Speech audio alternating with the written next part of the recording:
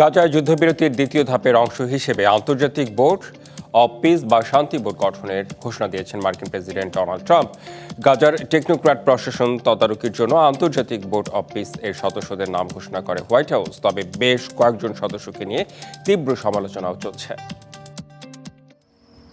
গাজার অন্তর্বর্তী প্রশাসনের কার্যক্রম তদারকি করতে ট্রাম্পের বানানো বোর্ড অব পিস বা শান্তি বোর্ডের সদস্যদের নাম ঘোষণা করেছে হোয়াইট হাউস। বোর্ডের সদস্য হিসেবে থাকছেন মার্কিন পররাষ্ট্রমন্ত্রী মার্কো রুবিও, ট্রাম্পের বিশেষ দূত স্টিভ উইটকফ, সাবেক ব্রিটিশ প্রধানমন্ত্রী টনি ব্লেয়ার, ট্রাম্পের জামাতা জেরেড কুশনার। বোর্ডের চেয়ারম্যান হিসেবে থাকছেন ট্রাম্প নিজেই।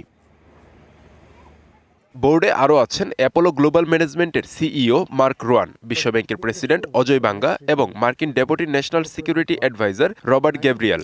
বোর্ডটির মূল লক্ষ্য হল গাজার শাসন ব্যবস্থা উন্নয়ন, আঞ্চলিক সম্পর্ক জোরদার, অবকাঠামো পুনর্গঠন এবং বড় ধরনের বিনিয়োগ ও তহবিল সংগ্রহ নিশ্চিত করা।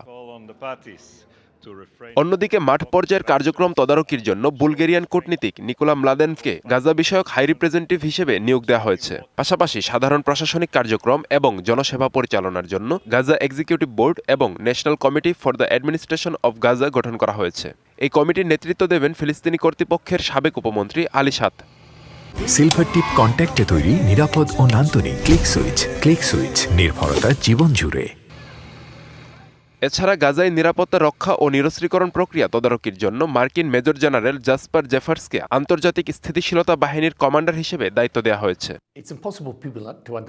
তবে টনি ব্লেয়ার এবং জেরেড কুশনারের অন্তর্ভুক্তি নিয়ে ব্যাপক বিতর্ক তৈরি হয়েছে। 2003 সালে ইরাক যুদ্ধে টনির বিতর্কিত ভূমিকা এবং জেরেড কুশনারের সঙ্গে ইসরায়েলি প্রধানমন্ত্রী বেনিয়ামিন নেতানিয়াহুর পারিবারিক সম্পর্ক সমালোচনা তৈরি করেছে। ট্রাম্প প্রশাসনের এই পরিকল্পনা অনুযায়ী গাজা যুদ্ধবিরতি থেকে প্রশাসনিক রূপান্তর এবং পুনর্গঠনের দ্বিতীয় পর্যায়ে প্রবেশ করছে, যদিও সাধারণ ফিলিস্তিনিদের মধ্যে এই পরিকল্পনার বাস্তব প্রয়োগ নিয়ে রয়েছে শঙ্কা ও প্রশ্ন। আব্দুল্লাহ আল মারুফ, ডিবিসি নিউজ ডেস্ক।